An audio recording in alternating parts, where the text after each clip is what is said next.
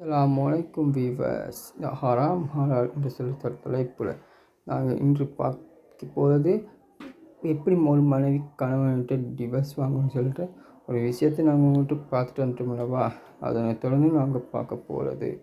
இப்போ ஒரு ஆள் அதிக நாளின் மறுமையினால் என்ன நடக்கும் என்பது தான் சின்ன விஷயம்கிட்ட பார்க்க போகிறோம். இப்போ ஒரு ஆள் 1000 நன்மைகள் அதிக நன்மைகளை சேர்த்து வைத்திருப்பார்.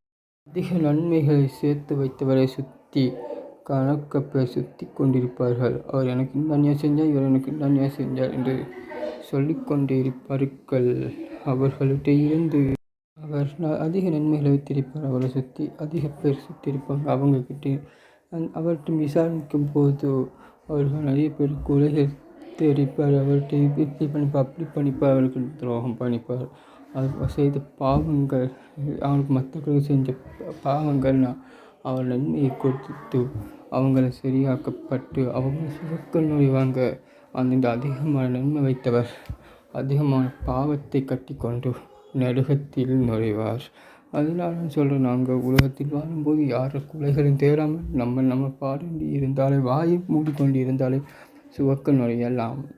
இதனை தொடர்ந்து நாங்கள் சின்ன ஒரு வீடியோ காட்ட போனேன். அந்த வீடியோவை நீங்கள் தொடர்ந்து பாருங்கள்.